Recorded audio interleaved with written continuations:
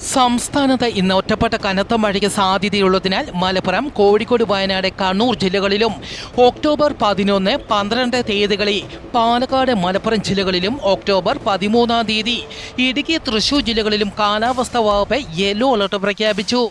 ഇന്നു മുതൽ വരുന്ന ഞായറാഴ്ച വരെ കേരളത്തിൽ ഇടിമിന്നലോടുകൂടിയ മഴയ്ക്കും സാധ്യത. വൈകുന്നേരങ്ങളിലും രാത്രിയുമായിട്ടായിരിക്കും ഇടിമിന്നലോടുകൂടിയ മഴയ്ക്ക് സാധ്യത.